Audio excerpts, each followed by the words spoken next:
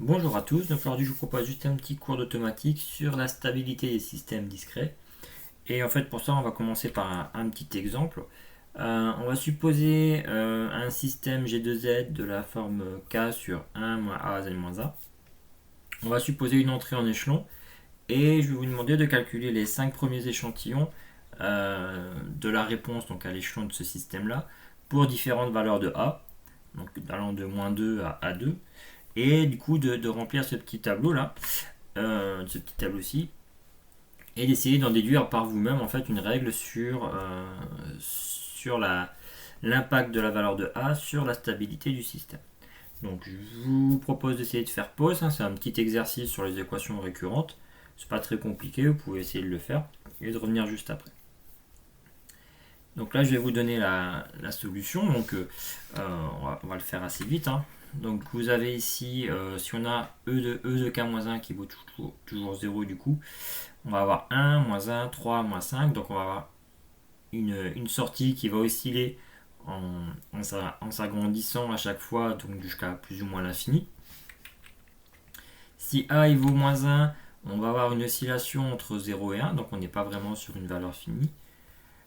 Quand on a A qui vaut moins 0,5, et qu'on a toujours donc notre système et quand on entre en un échelon, on va avoir donc tout d'abord une valeur de 1, et puis finalement on va augmenter, descendre, comme ça, et osciller pour arriver à une valeur finale qui est de 2 tiers à peu près.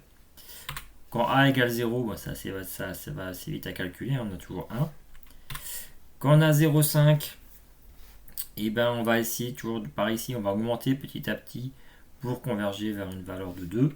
Si A il vaut 1, ben on va à chaque fois ajouter 1. Donc finalement ça fait 1, 2, 3, jusqu'à plus l'infini. Et ça va d'autant plus vite, ça va monter d'autant plus vite vers plus l'infini que si on met A égale 2. Voilà, donc quelle règle on peut essayer de sortir sur ça par rapport à la stabilité? Donc on voit que le système va être stable pour les valeurs moins 0,5, 0 et 0,5. Alors moins 1, on oscille, donc on peut dire, on ne converge pas vers une valeur finie, on oscille sur une valeur constante, donc on peut considérer qu'on est un peu à la limite de stabilité. Et toutes les autres valeurs, en fait, on va complètement diverger, donc être instable. Donc en fait, la stabilité des systèmes donc, discrets dans le plan Z, donc comme pour les systèmes continus, en fait, on va avoir les pôles qui caractérisent la dynamique du processus. Et un système va être stable s'il s'amortit dans le temps lorsqu'on applique une impulsion de Dirac à l'entrée. Donc en définition, un système numérique n'est stable que si tous ses pôles sont à l'intérieur du cercle unitaire, c'est-à-dire que si tous ces pôles ont un module inférieur à 1, donc les pôles peuvent être réels ou imaginaires, hein. Donc si leur module il est inférieur à 1, donc ils sont à l'intérieur du cercle imaginaire, ça implique que le système est stable. Donc il faut que tous ces pôles soient à l'intérieur du cercle unitaire. Et il va d'autant être plus stable, hein, que les pôles vont se rapprocher du zéro. Alors lorsque les pôles d'un système ne peuvent pas être extraits de manière simple, en fait il y a des méthodes. Le calcul de la stabilité va s'effectuer avec un critère algébrique. Par exemple le critère de Jury que je vais vous présenter tout de suite. Si on a des pôles qui sautent un petit peu aux yeux, notamment l'intégrateur, des choses comme ça, voilà, on n'est pas obligé de calculer tous les pôles. Si on connaît déjà un pôle et qu'on sait que son module est supérieur à 1, bah ça veut dire que le système sera instable. Pour qu'il soit stable, il faut que tous ces pôles soient de module inférieur à 1, donc il faut calculer tous ces pôles ou appliquer un critère comme le critère de Jury ici. Donc le critère de Jury, en fait, c'est un critère qui permet de savoir si les racines d'un polynôme sont de module inférieur à 1. Donc dans notre cas, si le polynôme, en fait, qu'on considère, c'est l'équation caractéristique d'un système asservi. L'équation caractéristique, c'est les dénominateurs de la fonction de transfert du système asservi. Ce critère va informer sur la stabilité du système. Donc la forme de ce critère elle est définie pour des polynômes de degré quelconque. Je vais vous la présenter ici pour des degrés d'ordre 2 et 3. Donc le critère de Jury d'un système du second ordre, quoiqu'un système du second ordre, si on calcule alpha, enfin les déterminants, etc., on peut trouver les valeurs des pôles. On va juste se poser la question ici, est-ce qu'il est stable ou pas. Donc il s'écrit sous cette forme-là, donc faites attention par rapport aux notations que j'utilise. On a bien des puissances de z positives, donc moi j'aime bien travailler avec les puissances de z négatives. Le critère de Jury, lui, il est défini sur des puissances de z positives. Donc, soit G2Z ce système-là. Donc notre système sera stable, c'est-à-dire qu'il leur admettra uniquement des pôles de module inférieur à 1 si on a A2 qui est positif, le module de A0 qui est inférieur à A2, D de 1, c'est-à-dire je remplace ici Z par 1 positif, et D de moins 1, c'est-à-dire je remplace Z par moins 1 également positif. Donc si j'ai ces trois contraintes ici, le système sera stable. Cette contrainte-là, ça peut simplement être une mise en forme. Si on multiplie en haut et en bas par moins 1, le A2 va devenir négatif, positif s'il était négatif. Donc ça, c'est vraiment les trois contraintes du critère du jury d'un second ordre. On a le même type de contrainte pour un troisième ordre. Donc faites toujours attention, on est toujours en puissance de Z positive ici pour l'expression de ce critère-là. Et du coup, on aura exactement la même contrainte, et on va supposer que A3 est positif. Et donc G2Z, il a uniquement des pôles de module inférieur à 1, donc ça veut dire que G2Z est stable, uniquement si on a le module de A0 qui est inférieur à A3, le dénominateur qu'on remplace Z par 1 qui est positif, le dénominateur qu'on remplace Z par moins 1 qui est négatif, et cette petite équation ici, donc A0 carré moins A3 carré doit être inférieur à A0 A2 moins A1 A3. Donc si on a ces trois conditions-là, ces quatre conditions-là, ça veut dire que notre système sera stable. Donc si on monte dans des ordres un peu plus élevés, on aura d'autres conditions qui vont s'ajouter. Juste introduit ici, voilà, critères du jury pour un troisième ordre, mais pour les quatrième, cinquième ordres, ça existe aussi. Donc à chaque fois, on va venir rajouter des contraintes à vérifier. Et encore une fois, il faut que les quatre équations soient stables, soient vraies, les quatre contraintes soient vraies, soient validées pour que le système soit stable. Si à la première équation, vous avez déjà trouvé qu'elle n'était pas vraie, ça ne sert à rien de faire les autres. C'est-à-dire que votre système il est instable. Alors le critère du jury, quand on monte à des ordres élevés, ça peut être un petit peu compliqué. On peut aussi utiliser le critère de route, qui est un critère mathématique.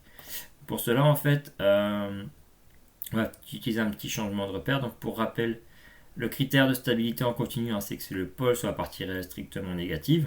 Ça c'est en continu. En discret, il faut que les pôles soient à l'intérieur du cercle unitaire. Donc en fait, si on fait une petite transformée qu'on pose W égale Z-1 sur Z plus 1, on va passer donc de ce repère ici à un repère ici. Et si on pose Z, c'est 1 plus W sur 1 moins W, on va passer ici. Donc finalement, si vous remplacez Z par 1 plus W divisé par 1 moins W, vous allez avoir un polynôme en W sur lequel vous pourrez appliquer le critère de route pour déterminer si le système est stable. Du coup, on applique le critère de route sur W. Donc, voilà un petit peu sur les critères. Donc maintenant, on va regarder est-ce que la période d'échantillonnage influe sur la stabilité. Donc ici, j'ai pris un système du premier ordre que j'ai échantillonné ici, qu'on va asservir et on va essayer de calculer, on va essayer de voir si TE, la période d'échantillonnage, a un impact sur la stabilité du système asservi. Donc c'est un petit exercice, pareil, là je vous conseille de faire pause et d'essayer de le faire. Alors soit la réponse est soit TE n'a aucun impact sur la stabilité, c'est-à-dire que on vous démontrait que quel que soit TE, le système sera stable. Soit vous démontrez, attention, TE, il a une valeur limite, une gamme de valeurs dans laquelle le système sera stable. En dehors de cette gamme de valeurs, le système sera instable. C'est un petit peu la réponse qu'il faut avoir ici. Donc je vous laisse faire pause et je donne la réponse dès que vous avez fini, dès que vous avez remis en route. Donc vous avez essayé de le faire. Attends, je vais vous donner un petit peu le résultat. Donc G2Z, on l'avait calculé dans une ancienne vidéo, c'est un premier ordre, c'est pas super compliqué. Donc si on calcule f de z, c'est G2Z sur 1 plus G2Z, on va obtenir cette forme ici. Donc K fois 1 moins exponentielle moins TE sur tout, Z moins exponentielle moins TE sur tout, plus K1 moins exponentielle moins TE sur tout. Alors, dans les tables, tout ça c'est donné comme A, mais si on met A ici, vous allez avoir que du A et du Z du K, et du coup, vous ne verrez pas vraiment le TE. Donc c'est pour ça que j'ai développé, j'ai laissé l'exponentielle moins TE sur tout ici. Donc, quelle est la stabilité ici ? Il faut que le dénominateur ici ait une racine dont le module est inférieur à 1. Donc étant donné que c'est un premier ordre, la racine sera réelle. la racine elle se calcule assez bien ici. Donc le pôle, donc la racine du dénominateur qu'on appelle le pôle du système, il vaut k exponentielle moins te sur taux moins 1 plus exponentielle moins te sur taux. Donc il faut que ça ce soit inférieur, que le module de cette racine là soit inférieur à 1. Donc on peut tout simplement ici essayer de rassembler les termes en TE, parce que c'est ces termes là qui vont nous intéresser. Donc c'est la même chose, c'est complètement juste une réécriture ici, où j'ai 1 plus k fois exponentielle moins TE sur taux moins k doit être inférieur à 1, donc le module de cette chose là doit être inférieur à 1.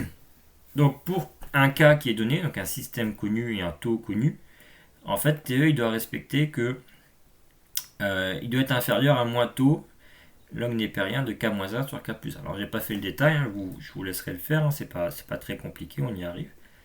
Mais du coup ce qui est intéressant c'est cette conclusion ici.